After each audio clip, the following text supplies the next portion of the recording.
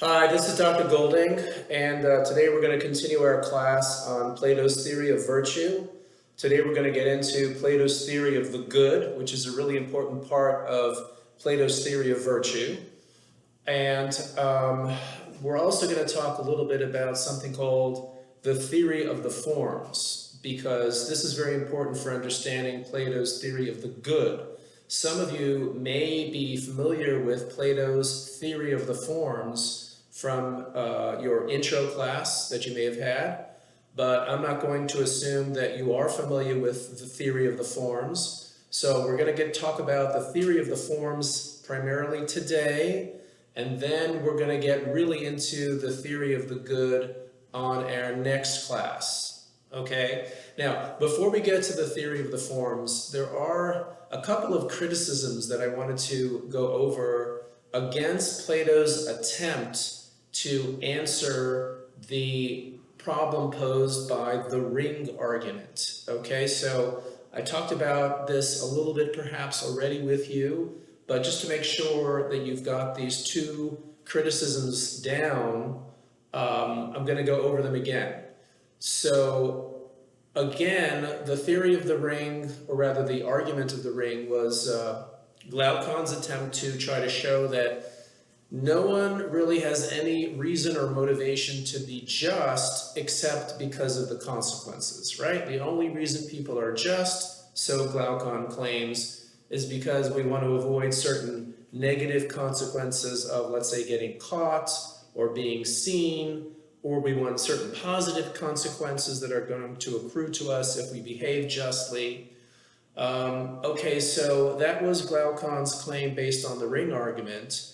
And what we saw so far was that Plato is trying to come up with a theory that basically justice has to do with a psychic health, right? We talked about how, according to Plato, there's three parts of the soul, and when each part of the soul is doing its proper task, when reason has wisdom, which is knowledge of the true and the good, when the spirit has courage, when the appetites have temperance, then you have a just soul, and so therefore a just soul is a healthy soul is a happy soul, and so therefore justice is essentially psychic health or psychic harmony, internal happiness, and everybody wants to have a healthy soul, and therefore so goes the answer to Glaucon's challenge. We do have a reason to be just because we all want to have a healthy soul.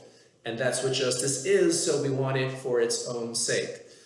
So that was Plato's attempt to answer, at least as far as we've understood it so far, that was his attempt to answer the problem posed by the ring argument. Now there's two possible criticisms, again, there may be many criticisms, but there's two possible criticisms that we're going to talk about now.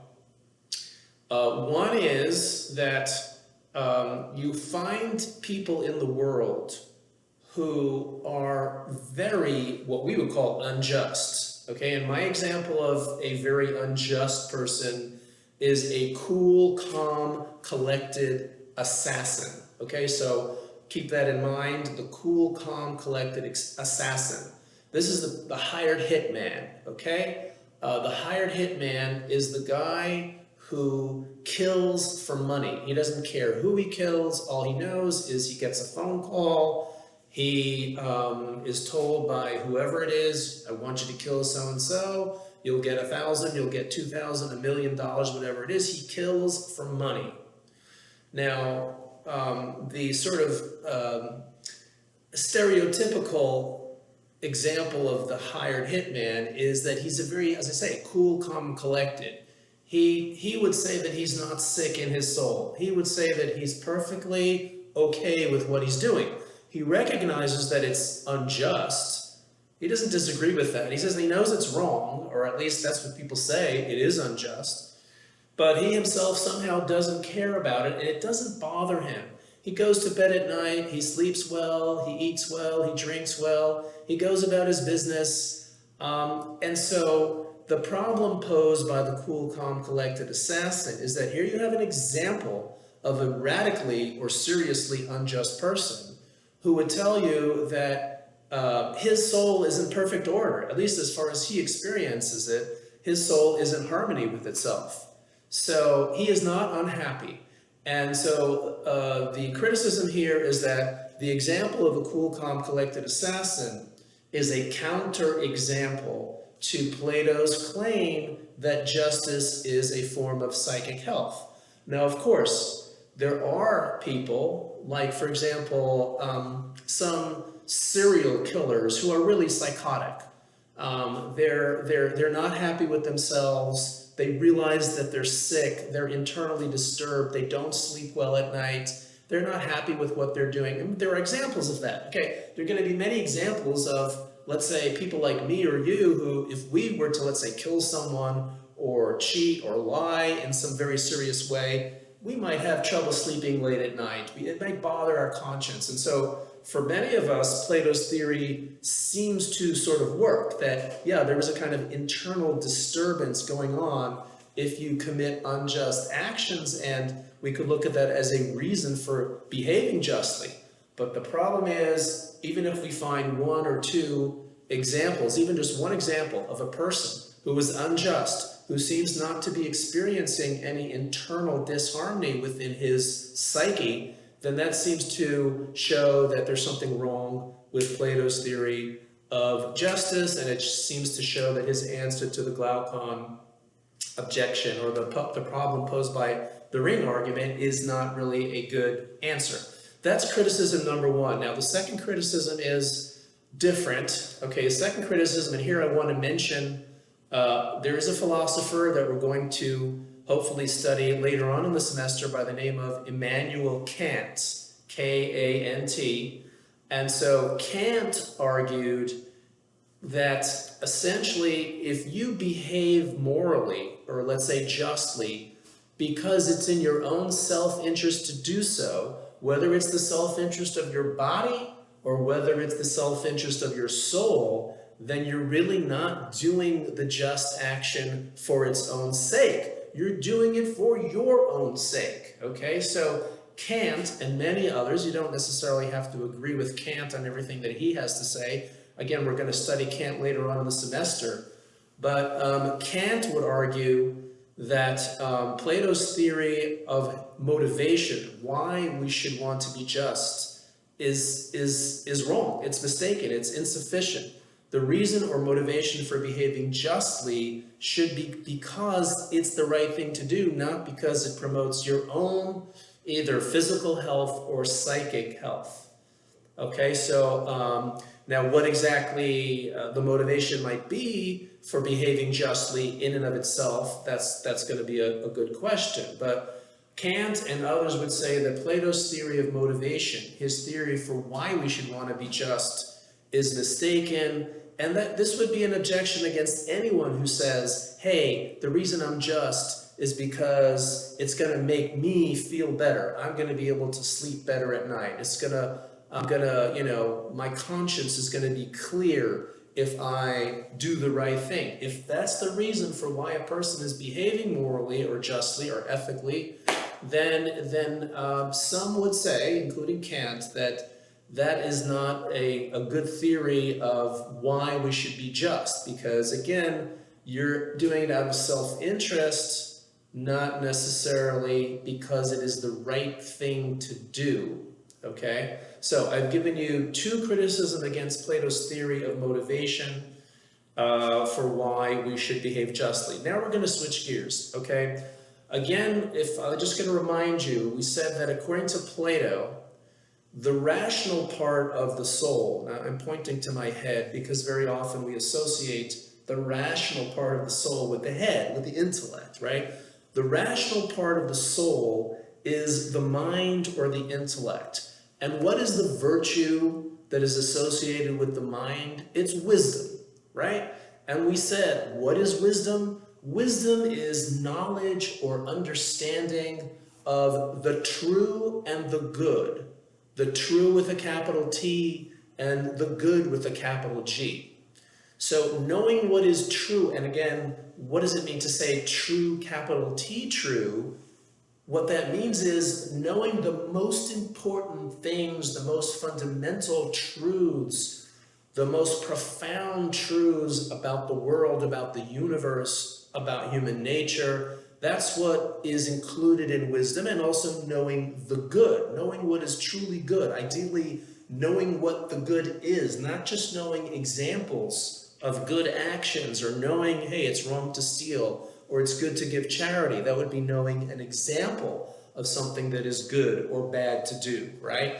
But knowing the essence of what goodness is, that would be, according to Plato, part of wisdom. And this is, so far, I hope, seeming to make sense. Now, in Plato's theory, the rational part of the soul is supposed to have knowledge of the true and the good. And once that happens, if it's true that the rational part of the soul can know what is true and what is good, then the rational part of the soul is going to be in control, hopefully, and direct the other parts of the soul, the spirits and the appetites, to do what they're supposed to do. Okay, the rational part of the soul is going to guide the spirit, and the spirit is going to help reason control the appetites, and hopefully the appetites will fall into place and obey spirit and reason.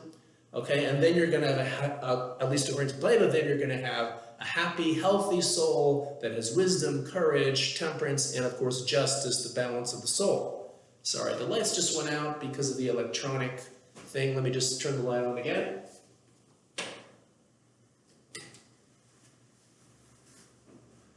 We'll pause the video for a second. Sorry about that. I hope we are continuing now. The lights went out. They may go out every 10 minutes, but I'll have to turn them back on. This is the way this room is working. Anyway, what were we saying? Wisdom is knowledge of the true and the good. And that's going to make everything fall into place, according to Plato, with the soul doing, each part of the soul doing its proper thing. Okay? So we need to get more deeply into what is Plato's theory of the good. What is the good? What does he mean by the true and the good? So here we need to get into something called Plato's theory of the forms. So we're going to talk for a while today about the theory of the forms, and that's probably going to occupy our whole session today. And then next session, we're going to talk about Plato's theory of the good, and I may be asking you to watch a short video which sort of, in a animated fashion, represents Plato's theory of the good, but I'll send you any information you need to know about where to find that video. But let's go on today with Plato's theory of the forms. What is the theory of the forms? So I'm going to try to use the board a little bit today. Actually, Plato's theory of the forms is probably better called the theory of particulars and forms. Okay? Plato believes that the universe, the world that we live in, is made up of two different sorts of things. Particulars, and then there's going to be what are called the forms. All right? There are particulars and forms. Now, the particulars are a lot easier to understand than the forms. So I'm going to talk about the particulars first, okay? Now, what is a particular? A particular, Plato would say, is a specific individual thing that exists at a certain time, at a certain place, a particular physical thing that exists at a certain time for a certain length of time, and it exists, as all physical things do, in a certain space, okay?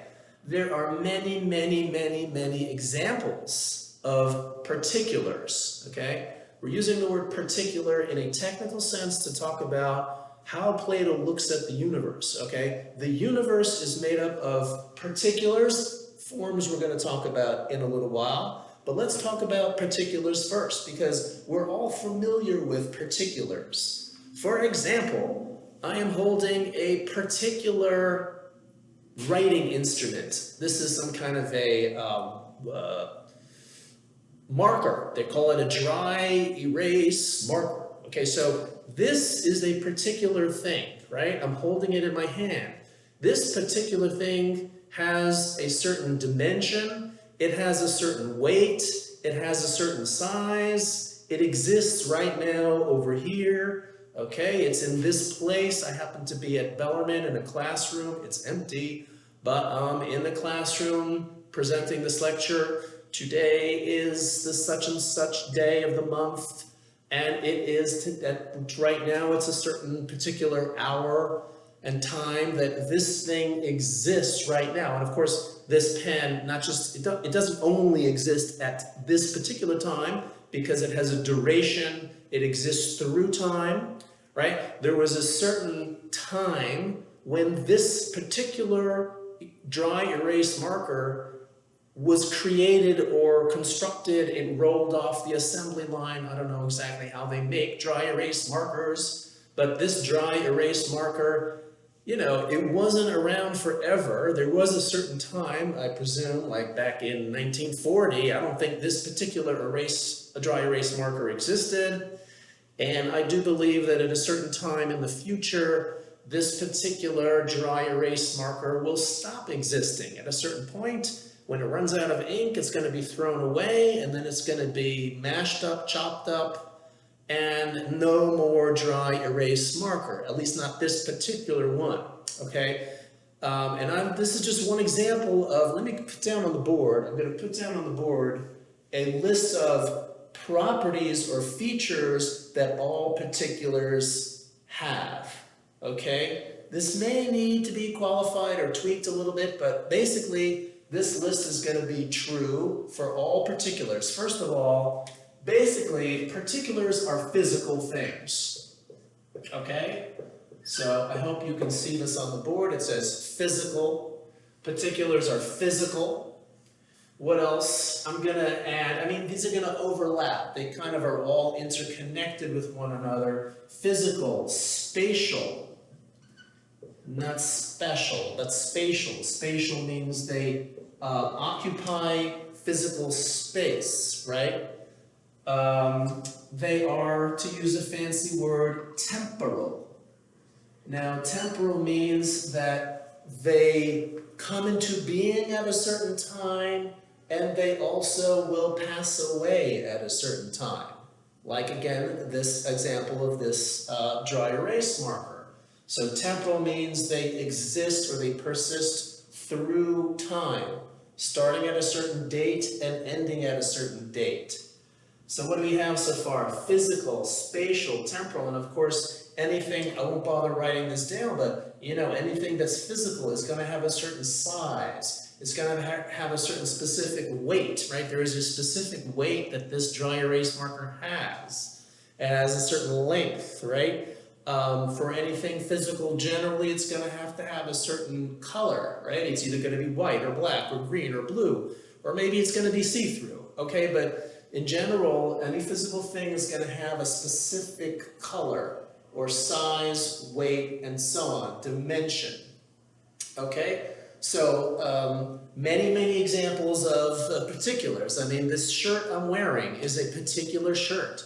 Right? It's a particular shirt that has a particular weight and size, and it has a particular color. It has this Bellarmine insignia on it. It came into being at a certain time, and one day, hopefully not too soon, this shirt's going to be, you know, torn, tattered, ripped. Who knows? It's going to be tossed in the garbage, and then it's going to be chopped up, and no more particular Bellarmine shirt, right? So I could go on with examples. The universe, the world, is actually bursting with particulars. Now, it doesn't matter how big it is, how small it is. I think Plato would say that the earth, okay, the earth that we live on is a particular thing. It's a physical thing, spatial, temporal. Looks like it probably came into existence at a certain time, and eventually, according to Plato, perhaps it seems like the earth may eventually degenerate and explode, or who knows what. So anything that's physical is liable to be destroyed. So here we're getting to another idea about particulars, that particulars are all, I'm going to say mortal, M-O-R-T-A-L. All particulars are mortal. They are subject to death and destruction.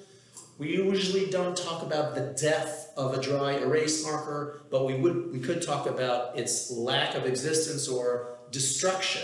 Okay, so when I say mortal, what I mean by mortal is subject to decay, subject to lack of existence. All particulars are mortal. And in addition to that, we're going to say that they are, here's a fancy word, I want you to know this concept. Philosophers talk about the notion of something that is contingent, okay? Now the word contingent in ordinary English simply means dependence, right? Something is contingent upon something else if it is dependent upon something else. So what is meant by contingent here, though, is, well, basically that's what it means. A contingent thing. All particulars are contingent. What that means is that they are dependent on something else for their existence, or that their existence is, shall we say, iffy. Okay, by that I mean that this dry erase marker, and this would be true of my shirt, it would be true of any particular, even though it is existing right now, okay, this dry erase marker does exist right now, but there are certain conditions which could easily happen which would destroy or take away the existence of this dry erase marker, okay? If someone were to enter this room with a hand grenade or a bomb and blow up this room, I hope that doesn't happen, at least not while I'm in the room, but anyway, if someone were to come into this room with a hand grenade and drop the hand grenade and bomb explodes, okay, and then this dry erase marker would no longer exist, right? So even though this dry erase marker does exist right now, it is still, excuse me, a contingent being. It's a contingent thing because its existence is dependent upon certain conditions, and if those conditions were to change, if an airplane were to land on the building and blow up the building, then this thing would stop existing, okay? So there are, any physical particular thing is going to be contingent. Like, let's say, for example, I have in my backyard, there's a tree, okay? Well, that tree, it exists right now. I think it exists right now. It was there when I left the house. But anyway, that tree that exists in my backyard is a contingent thing. Something could happen that would stop the existence of the tree. Someone could go in there and chop it down. Lightning could strike it, conceivably, even if it never happens. Even if that tree goes on existing for many, many, many, many years, it is still all the while a contingent entity. Okay? And one more, I think, well, maybe there's two more properties of particulars that are important to put on the board. Again, so far we're still only talking about particulars. We're going to get to forms very shortly, I hope. But another couple of facts or properties that all particulars have is that, number one, is that they are imperfect. Okay, they're imperfect. And all particulars are imperfect in two ways. Okay, that does sound like a value judgment, and we are making a value judgment here, but let me try to explain why Plato would say that all particulars are inherently imperfect. Number one, one reason why particulars are imperfect is because they don't last forever. Okay, I've already said that about this dry erase marker, this shirt. Okay, let's talk about my shirt here. This shirt is not going to last forever. Eventually it's going to rip, it's going to tear, I'm going to have to throw it away, give it away, and eventually it's going to be, consigned to the rubbish heap of history. So any particular thing that you can talk about, a car, a tree, sooner or later it's going to die, right? It's going to stop being. So when I say, or when Plato says particulars are imperfect, what we're saying is particulars are imperfect beings, right? They're imperfect beings because their very being is imperfect. Why does it mean to say that a being is imperfect? Its being is subject to non-being. Sooner or later, the being of this dry erase marker is going to stop. The being of this shirt is going to stop. It's going to deteriorate. It's going to fall apart. It's not going to be a being anymore. So all particulars are imperfect in number one so far. All particulars are imperfect in that they are eventually going to stop being. They're not eternal. Okay, that's number one. Now, there's another more kind of complicated and subtle way in which a particular, any particular, is going to be imperfect. Let's talk about my shirt here. This is a very nice shirt. This is not a cheap shirt. You know, I paid good money for this Bellarmine shirt. I did get a discount, but still, this was not a cheap shirt. It's a nice shirt. I like the shirt a lot. But aside from the fact that it's not going to last forever, there's some other things about this shirt that are imperfect. This shirt is not a shirt that I would wear at a formal wedding. I would not wear this shirt if I was going to a funeral or if I was going to, let's say, a very, very fancy special occasion. I would wear a dress shirt, right? I'd wear a nicer shirt, right? Now, this shirt, therefore, is not a perfect example of what a shirt should be. Now you may say, okay, well maybe you might say, hey, well what about the dress shirt? Okay, imagine you have a beautiful, very fancy, very expensive dress shirt. Is that a perfect shirt? Is there such a thing as a perfect shirt or a perfect dry erase marker or a perfect table or a perfect teacher? Well, Plato would say, they're really, in the physical realm, there's no particular that is going to be perfect because no particular can fully express everything about what that particular thing could or should be. Let's go back to my dress shirt example. Suppose you have a dress shirt. Is that a perfect shirt? Well, you know what? A dress shirt is a very nice shirt for the right occasion. Well, let's say you want to play basketball. Let's say you want to go swimming. Let's say you want to go for a jog in the park.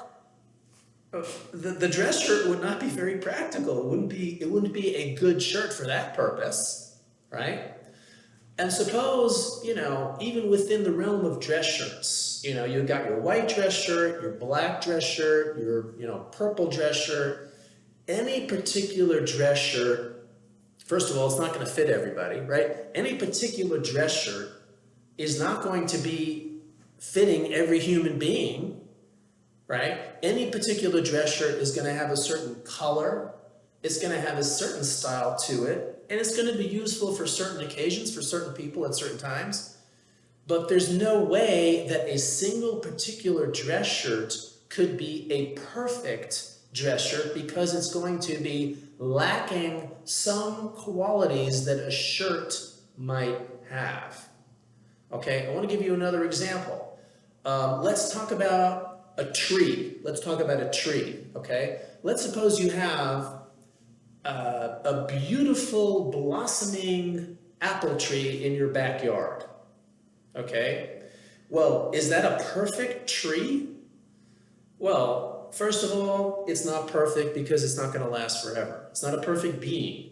Second of all, it's not a perfect tree because it's an apple tree. It's not a pear tree. It's not a peach tree. It's not a lemon tree, a lime tree, an avocado tree. No particular tree can be everything that a tree might be. That is actually one of the limitations of the physical world, Plato would say. Okay? Plato would say that a physical thing is always going to have limitations. It's not going to be everything that an example of that thing might be.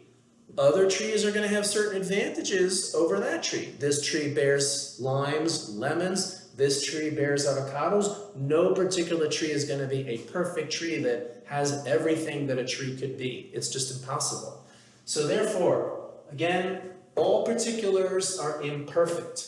This marker, you know, it's a black marker. Maybe one day I want a green marker or a blue marker. Okay, this dry erase marker is not very good if you have the traditional chalkboard. Then you need chalk.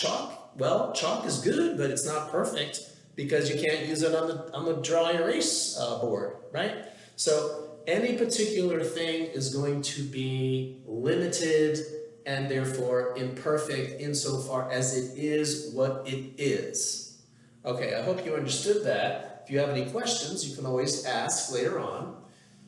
There's one more feature that I want to put down here regarding particulars. And that is that Plato would say that all particulars are, and I hope you can see this, known. How do we know about particulars? All particulars are known by sensation.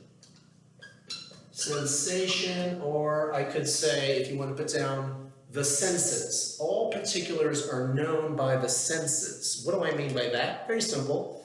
The senses are seeing, smelling, hearing, touching, and tasting.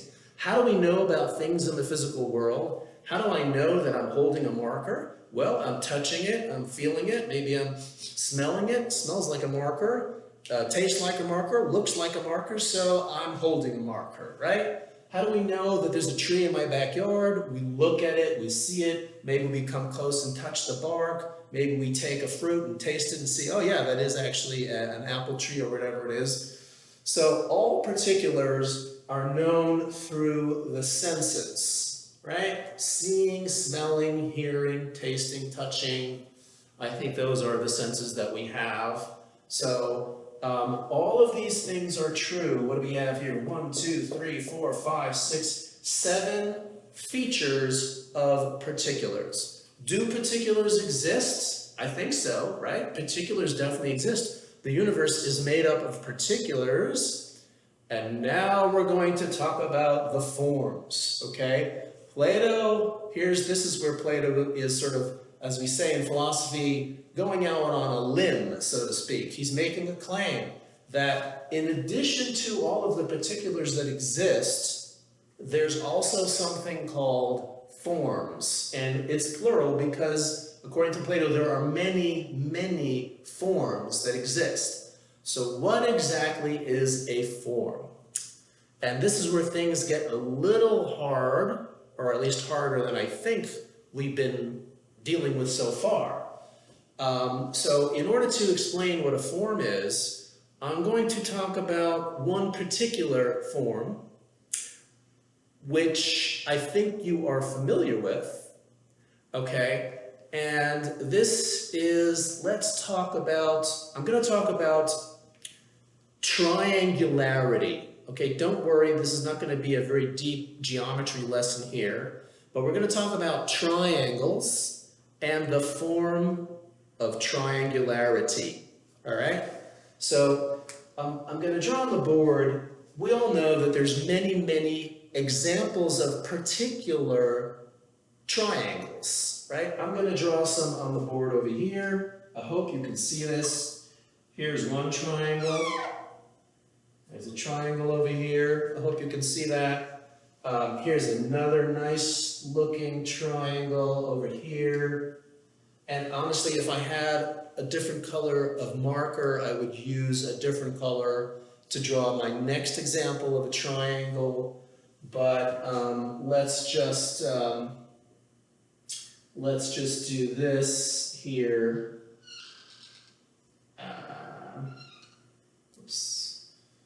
No, maybe I'll mix it up. I got 3 triangles on the board.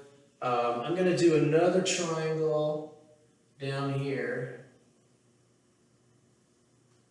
All right. Okay, I got 4. I'm trying to make them as good as I can. I got 4 triangles on the board. I hope you can see that. There's 4 triangles on the board. Let me just go ahead and, this triangle's got some dots. This triangle has some stripes. I'm going to put some little X's in this one and some little big dots in here. Okay. Now, these are particulars. They came into being at a certain time, just a few seconds ago when I put them on the board. They are, obviously they take up space, they're spatial, they're going to pass out of existence very shortly, they're contingent, their existence actually depends a lot on me. Because if I want to, I'm going to take my eraser over here. Let's grab my eraser. If I wanted to, I could erase these at any time. So these forms, I'm sorry, these are not forms. Okay, let me just erase this for a second. These are particular triangles, right? These are particular triangles. I hope I wasn't misleading you by putting them over here. I didn't want to, run out of space. So these are particular triangles. Now, the human mind, the intellect, has the ability to recognize that all of these different triangles, now these are very different, right? This one is an isosceles triangle. These are right triangles. This is not a right triangle. It's not an isosceles. There's various names for these different kinds of triangles, right? There's the obtuse and there's the rectus or whatever, different kinds of triangles. This one has X's, this has stripes, this has dots, this has big dots. Okay, so, there's many triangles in the world. I mean, I just have a small sampling, right? There's thousands, there's millions of triangles all over the world, right? And maybe even on the moon, there's some triangular shaped object that we haven't even seen. There's many particular triangles. They're all different.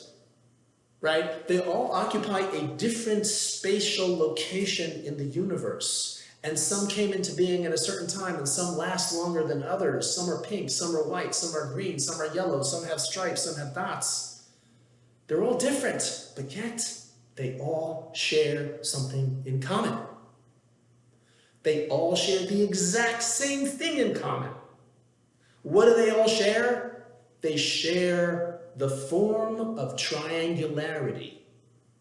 So we can think, here's what Plato's saying, we can meditate and think about the essence of triangularity.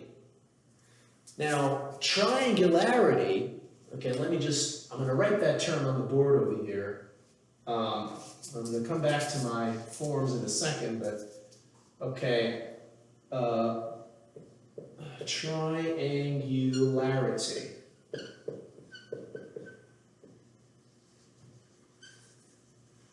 Okay, here's what Plato says. Triangularity is a form. Triangularity is one of many forms. Triangularity itself is a form. It is somehow present in all of the many examples of triangles that are all over the universe. All the triangles that ever existed, and all the triangles that ever will exist, and all the triangles that actually do exist, somehow, Plato would say, they exemplify triangularity. So to illustrate that, I'm going to, these arrows, this is, a metaphorical way of presenting what Plato has in mind. Triangularity, here's a very important point. Triangularity itself is not just another triangle, right? When we think about triangularity, we're not thinking about a specific particular triangle. We're thinking about an essence, again, okay? So this is an essence, or as Plato would say, it is a form. Triangularity is a form that is somehow displayed, it's represented by, it is expressed by all of these particular triangles. Now, the particular triangles, again, are imperfect, right? You can't even draw a perfect triangle. I've tried really hard to draw perfect triangles on the board, and there's just no way, even if I was a better, drawer, I'm still going to fail because sooner or later, when you draw a line, it's impossible to draw a perfectly straight line. When you get down on the microscopic level, no one can draw a perfectly straight line, okay? So again, this goes back to the point that all particulars are imperfect. These triangles are imperfect in two ways. Number one, they came into being at a certain time and they're going to pass away at a certain time. Now, if you go to triangularity, guess what? Triangularity is eternal. It is everlasting. Triangularity is eternal and it is unchanging. These change, right? I just changed this triangle. In fact, I just kind of messed this triangle up. If this triangle, I could sort of switch it around and make it a little bit, like that. So you can change particular examples of triangles, but you cannot change triangularity. Triangularity is, again, to use Plato's language, triangularity is a form. It's an essence. It is a nature that doesn't change and doesn't pass away. Triangularity is not subject to corruption or lack of being. It will always be what it is, eternally. And when we think about triangularity, we're thinking about perfect triangularity. When we see physical triangles, we see imperfect things. But when we think about triangularity, the essence of triangularity, we're thinking about perfect triangularity. So triangularity is an example of a form. Is triangularity physical? No. Plato says triangularity is not a physical thing. It's a pure essence that does not, in and of itself, exist physically. Because if it were physical, it would have to occupy a space. It would have to be located in a certain particular area. If triangularity were physical, then it couldn't be somehow here and here and here and here and in all the millions of triangles that exist at the same time. So a form is not a physical thing. It is we might call it a metaphysical entity. Okay, so let me go ahead and erase my triangles.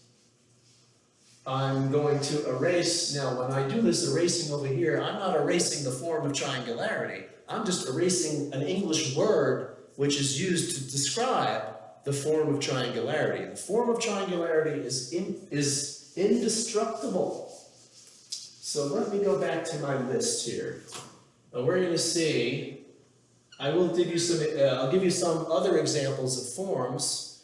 So far we've just talked about one form. There are many forms, okay? But going back to the list of qualities that all forms have. Number one, it's going to be the opposite of all of the qualities that these physical particulars have. Forms are what we would call metaphysical.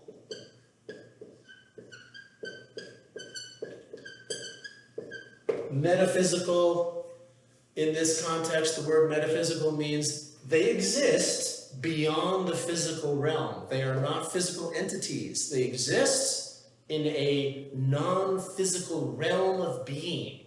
They don't occupy space, so they are non-spatial. Non-spatial. Okay? As opposed to being temporal, they are, let's just say, beyond time. In other words, they don't come into being and pass away at a certain time. They're not subject to the vagaries of the temporal order. What's the opposite of mortal? Eternal. All forms are eternal. They exist forever. What's the opposite of contingent? They are necessary. Okay? In other words, the idea of a necessary being or an independent, I can also, let's say, put that in parentheses here. These kind of go together. This says independent. Independent. A necessary being is a being that somehow there's something about it that must exist. It is necessary, not like this shirt. not like this, dry erase marker. There's not even like our Earth that we live on. It's a very big, massive, particular thing. But we could easily imagine some kind of cataclysmic destruction or some kind of, maybe some kind of shower of meteors or some kind of weird thing that might happen in the universe, the physical universe, the cosmos, which would destroy the planet Earth, right? We could easily imagine that. So the Earth is contingent. A necessary being would be something like triangularity. Triangularity is a necessary being. It doesn't depend for its existence on anything. It's going to go on existing no matter what happens. Triangularity is an independent and therefore necessary being. And when we think about triangularity, we're thinking about perfect triangularity. Whether, there's different examples of particular triangles. There's the right triangle, there's the isosceles triangle, there's the obtuse triangle, pink triangles, black triangles. Yes, many, many examples of triangles. The examples are imperfect, but triangularity itself is perfect triangularity. Okay? And finally, and they exist forever, so they're perfect in that way as well. Now, we said that all particulars are known by sensation. How do we know about the forms? The forms are known by the intellect.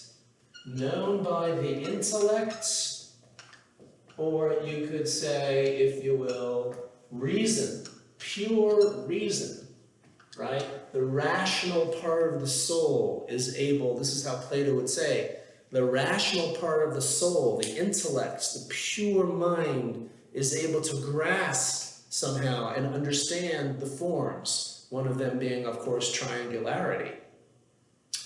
Okay, so let me just emphasize that, even if all the triangles in the world, if all the physical examples of triangles in the world were to somehow be destroyed, let's suppose that happened, that would not affect the essence of what it is to be a triangle. Triangularity would still go on existing as a form, even though it would no longer have any physical representations in the material physical world. Okay? All particulars exist in the physical world. Forms are in this, we might call it the realm of the forms. Realm. Okay, this realm of the forms, it's not a physical place. You can't say it's a place because a place is physical, but there's some kind of an order or situation in which forms exist, yet they don't take up any space or time, right? They're eternal, they're everlasting, and they're unchanging, okay? Maybe we should throw that in, that these are unchanging. I could put eternal, unchanging.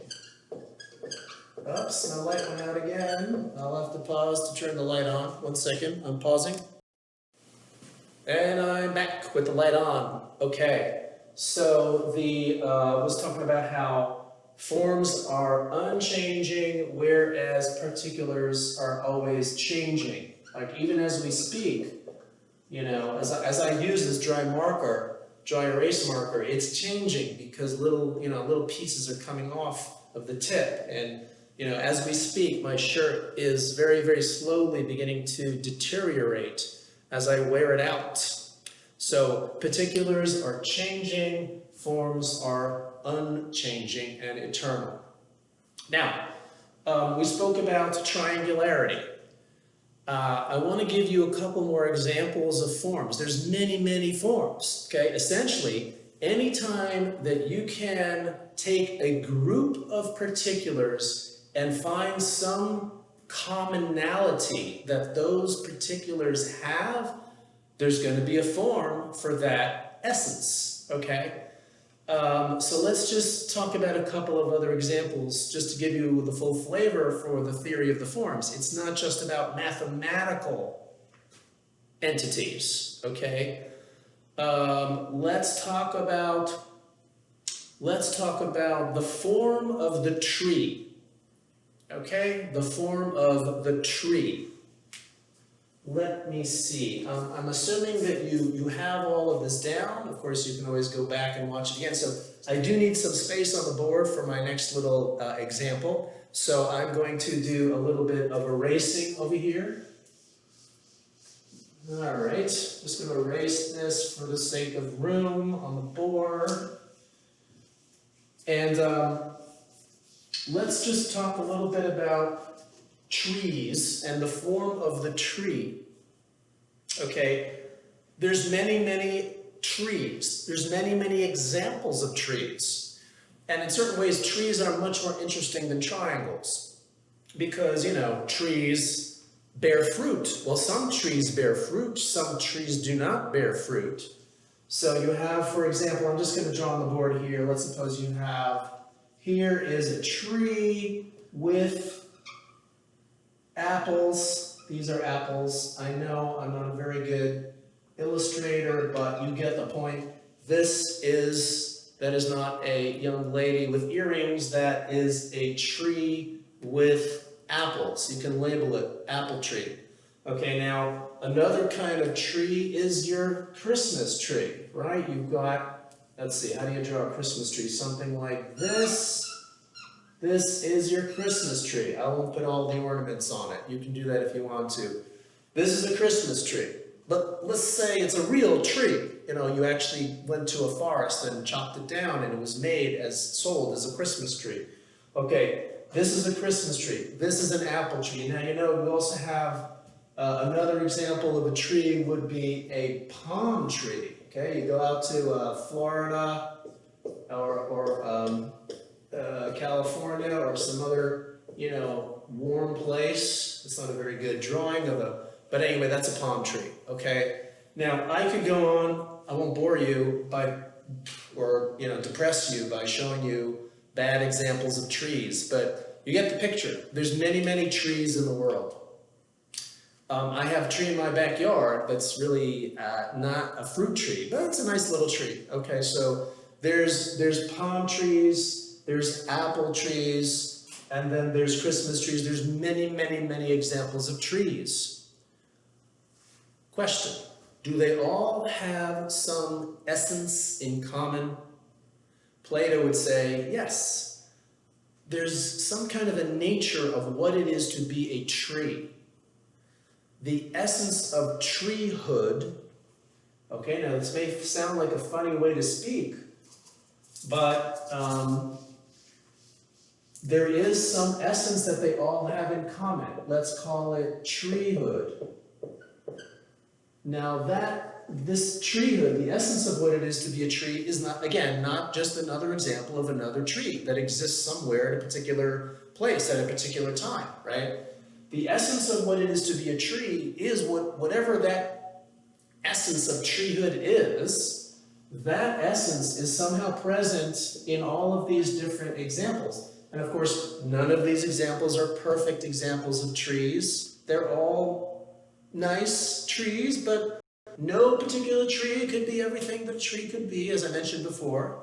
Okay? And so these are imperfect examples of the essence of what treehood is. And even if all trees were to be destroyed, let's suppose there was some terrible fire that happened and all the trees in the world were destroyed.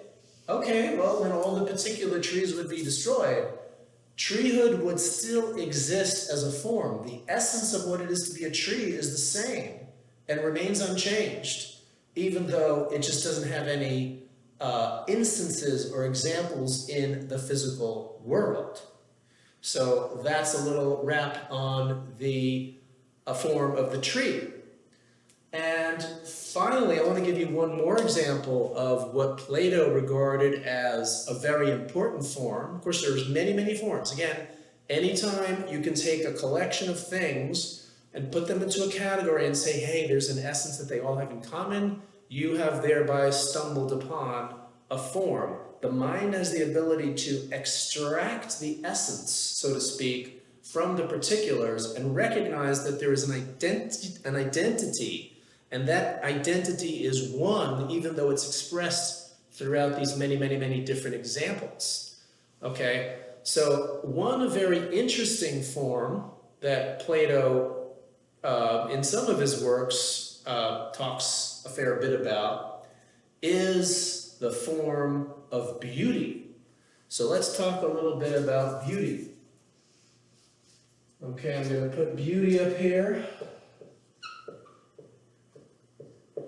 Beauty itself. Now, the thing about beauty is that beauty is something that Plato would say manifests itself in very, very different types of things. Okay. So for example, maybe I'm not going to even try to write these examples on the board, but you can just take these down if you'd like to. Well, instead of writing them down, let's see, I'll just, instead of pictorially representing them, I will just write down, let's suppose you have, take for example, a beautiful piece by Mozart. Okay, maybe you could change the example if you want to, but probably you've heard a piece of music. It could be classical, it could be modern, could be contemporary. There's maybe some piece of music that you, when you listen to it, you say, oh, that's just a beautiful piece of music. Okay? So I'm just to say, as an example, a piece by Mozart, beautiful piece of music. Okay? And let's suppose you have another example of a beautiful thing is the sunrise. The sunrise. Okay, imagine that you are at the beach and you're watching the sun come up over the ocean, and it's just a beautiful experience, a beautiful event, the colors, it's just so majestic and awesome, beautiful event, the sunrise. Okay, and let's suppose you have, let's say, a poem by Shakespeare. Maybe one of Shakespeare's love sonnets that you may have to say to yourself, that's a really beautiful poem. Okay, or it could be a film, or it could be a certain sculpture. Okay, let's suppose you go to a museum and you see a sculpture, it's a beautiful sculpture, or a painting by, let's say, a very famous, or maybe not so famous painter, a painting, right? A painting of some sort. Of course, there's going to be a lot of paintings, poems, and films that you think are not very beautiful at all, right? But there's many, many examples of beautiful things like pieces of music. But notice how different these are, right? This is a piece of music, something you listen to. It's something that, you know, some individual created, like Shakespeare created a poem, a painting. The sunrise is not a piece of music. It's not a poem. It's a geological, cosmological event, right? So these examples of beautiful things, beautiful events are very different from one another. Yet, here's what Plato would say, the mind, the intellect is able to realize that somehow there's something in common that all of these very, very, very, very different things have. And what is it that they have in common? Beauty. Now, it might be difficult to explain what beauty is. So Plato would say, perhaps, at least for many of us, we have a sort of dim grasp of beauty because we can't quite articulate, we can't put into words what beauty truly is, but somehow we know that all these different things are beautiful even though they're very different, right? And again, these things are temporal. These things, you know, the sunrise, how long does a good sunrise take? You know, a few minutes, it comes into being and then it passes away, no longer. These things, a film, a painting, they came into being and they may not last forever. You know, a painting, if it's a true painting, eventually it's going to be something that loses its color, the paint starts falling off the canvas. So a film, it's going to be running for a certain time and then it's going to be over. And you know what? There's something else. There's something else, which is if you listen to the same Mozart piece over and over, or you watch that film, or you stare at that sculpture, read that poem over and over, eventually, you know what sometimes happens? It gets a little stale. You know what I mean? In other words, you look at that and it becomes, okay, it's beautiful, but let's move on. Let's look at another example of maybe some other thing that's beautiful, okay? And then maybe sometimes, if you haven't listened to the piece for a long time, you come back and you listen to it and say, oh yeah, that's really beautiful. So these examples of beautiful things are imperfect, they're limited. This is a piece of music, this is a poem, this is a painting, this is a film. No particular example of any beautiful thing is going to be perfectly beautiful because it's going to be lacking something, and there the lights go out again, so I'm going to pause. Yes, indeed. I turned the light back on. Anyway, we were saying no particular example of any beautiful thing is going to be perfectly beautiful because it can't contain everything that beauty could possibly be. Yet the mind, the intellect, has the ability to grasp beauty itself and to wonder and to contemplate what is beauty itself. That, according to Plato, would be even a greater accomplishment if we could do that, if we could somehow use these examples as a stepping stone to then consider what is the essence of beauty itself, and if we could know what that is fully. We do have already some dim grasp of beauty, otherwise we would be able to identify these things as beautiful, okay? But if we could define, if we could explain, if we could articulate what beauty is with the mind and with the words in our mouths, then we would really have a genuine knowledge of what beauty is. Okay, so I've given you several examples of forms. Beauty itself, triangularity. We talked about the essence of what it is to be a tree. Forms are essences of things, and Plato would say, going back to wisdom, what is true wisdom? Wisdom is knowledge of the true with a capital T, meaning not knowledge of the particulars so much. I mean, knowing particulars is great, it's important because it's through our knowledge of particulars that we come to recognize the forms. But ultimately, the highest form of knowledge, the knowledge of that which is most importantly true, that which is eternally true, is going to be knowledge of the forms. Okay? Because the forms are metaphysical and eternal, unchanging truths, whereas the particulars are all sort of come to be, pass away type of truths. So for Plato, knowing the particulars is like trivial knowledge. Knowing the forms, understanding the natures of things, the eternal natures of things that are true and unchanging, that is really true, genuine wisdom. Okay? Now, you may have a lot of questions about these things, and hopefully, if you have questions, you'll be in touch. We will eventually have a session where we can discuss any questions that you have about the theory of the forms, but even before that, if you have any questions, I'm sure you will be hopefully taking advantage of either calling me or emailing me to ask questions about the theory of the forms. There's all sorts of criticisms and questions that one can get into, and maybe we will do that at some point. Criticisms against the theory of the forms. I think we've done a lot for one session. Just to set you up for the next session, again, so far we've just talked about the theory of the forms. There's something else, which Plato calls the good.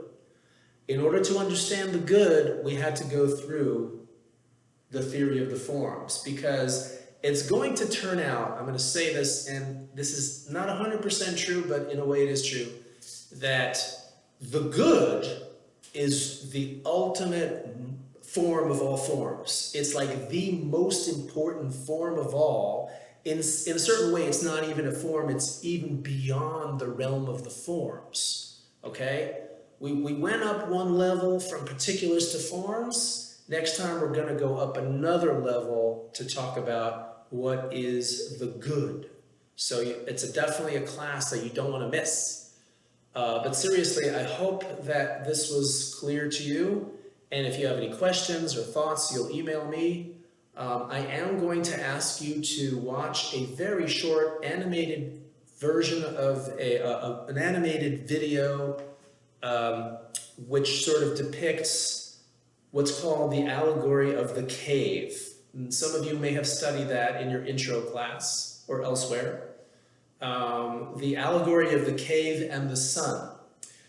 The selection that we're going to be talking about is toward the end of the Plato chapter in our book. And so you might want to read that if you haven't read it already, or look it over again. I'm going to send you a link for the video as well. And on our next session, we will talk about Plato's theory of the good. Until then, stay well.